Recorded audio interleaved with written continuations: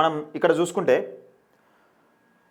సర్పంచ్ ఎన్నికల్లో మీరు దేని చూసి ఓటేస్తారంటే కులం చూసి అని, చదువు చూసని 40% మంది అంటారు, కులం చూసని 60% మంది అంటారు, మనిషిని చూసని 0 ఎవరు ఒప్పుకుంటలేరు, అంటే మనిషిని చూసి అంటలేరు. ఒకసారి ఏం జరుగుతుంది అనేది నేను సర్పంచ్ ఎన్నికల్లో వివరించే ప్రయత్నం చేస్తాను. సర్పంచ్, ఒక గ్రామానికి సర్పంచ్.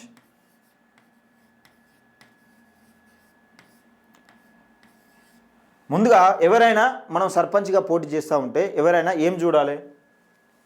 నువ్వు కులం చూస్తావా, లేకపోతే చదువు, లేకపోతే మనిషి ఎలాంటి వాడు, ఏం కథ అన్నది మనిషి. సర్పంచ్గా పోటీ చేసిన అభ్యర్థులకు లక్షణాలు, ఏం లక్షణాలు ఉండాలి, ఏం కథ అని. ఫస్ట్ కులమా, లేకపోతే చదువుని చూసి ఓటేస్తావా, లేకపోతే మనిషిని చూసి, అంటే అభ్యర్థి ఎలాంటి వాడు, ఏం పనులు చేస్తాడని చూసి ఓటేస్తావా అంటే ఆల్మోస్ట్ దాదాపుగా కుల రాజకీయాలే ఎక్కువ ఉంటాయి. ఎక్కువ మంది కులం చూసే ఓటేస్తారు. ఇప్పుడు గ్రామ పంచాయతీలలో ఏం జరుగుతుందో తెలుసా విషయం?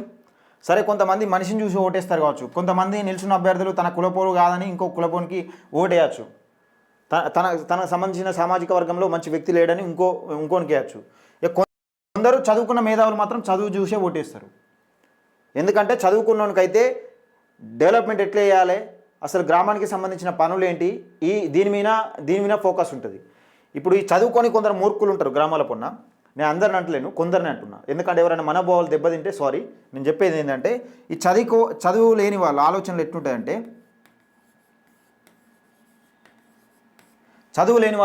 ఎట్లుంటాయంటే, వీళ్ళకి ఏముండదు. ఇప్పుడు వీళ్ళకు గ్రామం డెవలప్మెంట్ అవన్నీ, గ్రామం డెవలప్మెంట్ అంటే ఫండ్స్ ఉండాలి. ఇప్పుడు గ్రామ పంచాయతీలో ఫండ్స్ కావాలి.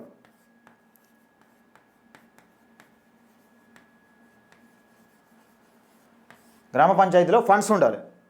గ్రామ పంచాయతీలో ఫండ్స్ కావాలంటే ఏం చేయాలి? ఎమ్మెల్యే దగ్గరికి పోవాలి. ఇప్పుడు చదువుకున్న ఆయన ఏం చేస్తాడు? 1-2 సార్లు ఇది వినతి పత్రం అందజేస్తాడు, ఇది మన దీనికి ఎమ్మెల్యే గారికి. అదే చదువుకోని వ్యక్తి ఏం చేస్తాడు? ఇప్పుడు ఈ వినతి పత్రాన్ని ఎమ్మెల్యే గారికి ఇచ్చినట్టు 1-2 సార్లు ఫోటో తీసుకుంటాడు, అంతటితోనే స్టాప్ అయిపోద్ది. ఇప్పుడు అధికారంలో ఉన్న వాళ్ళు ఏం చేయలేరు, ఎందుకంటే ఏం చేయాలనో ఏం చేయకూడదో వీళ్ళకి తెలియదు కాబట్టి పుసా చేసి ఎమ్మెల్యే దృష్టిలో ఇక్కడ బ్యాడ్ అయిపోతాడు. ఇప్పుడు ఎమ్మెల్యేను అధికారంలో సపోజ్కి ఒక సర్పంచ్ ఉన్నాడు అనుకో, ఎక్కువ ఎమ్మెల్యే కూడా అదే అధికార పార్టీ, ఇద్దరు ఒకటే పార్టీలో ఉన్నారు. సపోజ్కి ఇద్దరు ఒకటే పార్టీ, సమ్ పార్టీ, ఏదో ఒక పార్టీ, బీఆర్ఎస్ఆ, కాంగ్రెస్, ఇంకేదో పార్టీ అనుకో, బీజేపీ, ఏదో పార్టీ అనుకో. ఈయన చదువుకున్న ఆయన అయితే ఏం చేస్తాడు?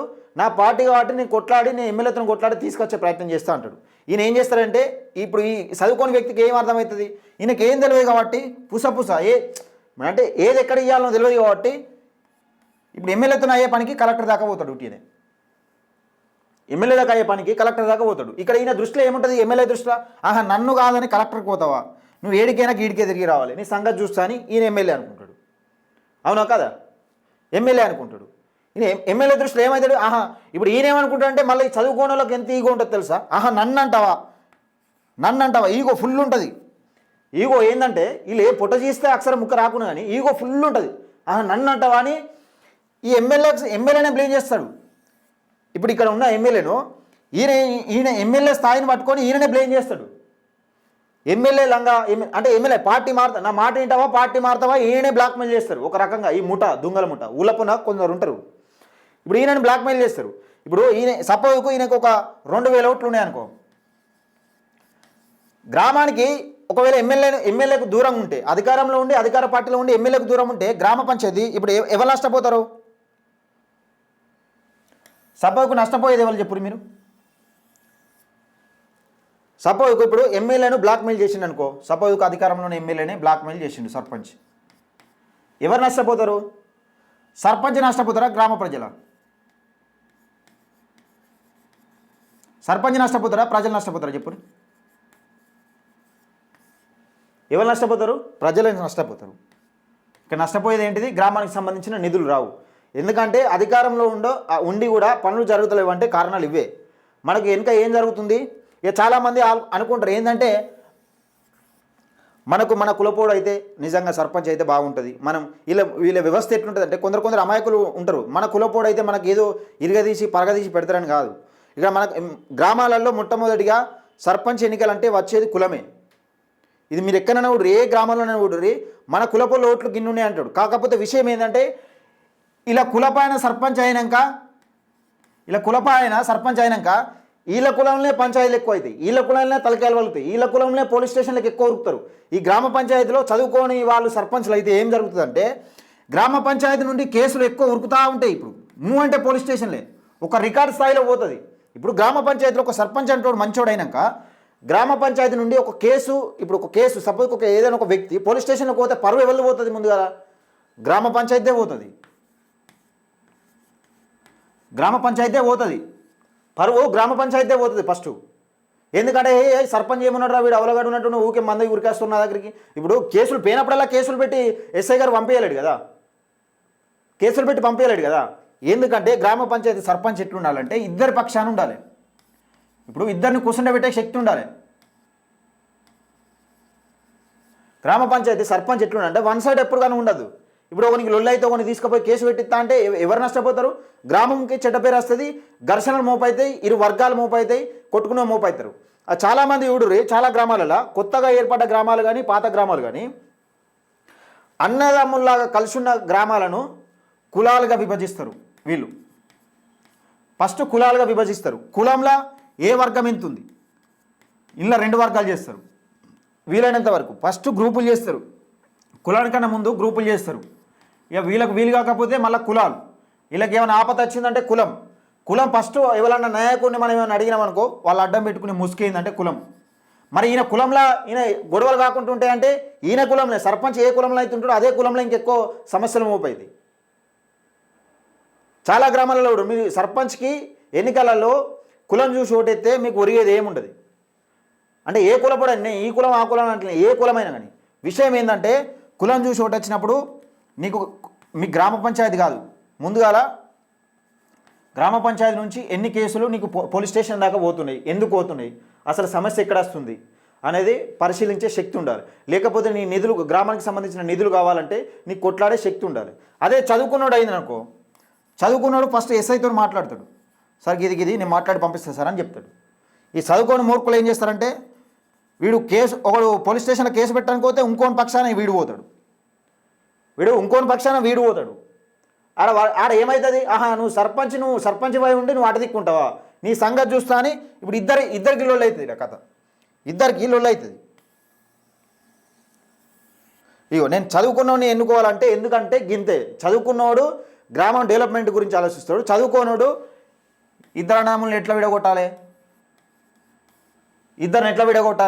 లేకపోతే వీనికి వానికి కయ్యాలు ఎట్లా పెట్టాలి, లేకపోతే మాట్లాడుకుంటూ ఏం మాట్లాడుకుంటారు, వీళ్ళకు నలుగురు కలిసి మాట్లాడుకుంటే చుచ్చు పడుతుంది. వీళ్ళ అనుచరులు ఉంటారు, ఇంకా వీళ్ళు పెద్ద లీడర్లు అని వీళ్ళకి అనుచరులు. వీళ్ళ అనుచరగానే ఎప్పుడున్నా ఎవడేం మాట్లాడుకుంటుండు ఏం కథ ఇదే ఉంటుంది. ఇప్పుడు నలుగురు కూర్చుంటాడు కచ్చి కూర్చుంటారు వీళ్ళు అనుచరగలం, ఈడేం మాట్లాడుతురు అని పోయి ఎంబడే మళ్ళీ ఈ నాయకుడికి చెప్పాలి. నీకు ఒకవేళ నిజంగా నువ్వు పని చేయగలిగితే, ఒక సర్పంచ్ పై ఉండి నిజంగా నీకు పని చేయగలిగితే నీకు ప్రజాబలం ఉండాలి. ఫస్ట్ ప్రజాబలం ఉండాలి. ప్రజాబలం ఉంటే నీకు ఎమ్మెల్యే నీ దగ్గరికి వస్తాడు. ఇప్పుడు సపోజ్ ఒక 2000 ఓట్లు ఉన్నాయి అనుకో, 2000 ఓట్లు ఉన్నాయి అనుకో, ఈ 2000 ఓట్లను నీ సమస్యలే ఉండయి, నీకు నిత్యం సమస్యలు ఉండే, ప్రజల సమస్యలు ఉండయి, నీకు పోలీస్ స్టేషన్ల కాడికి దేనికి పోవడం ఉండదు.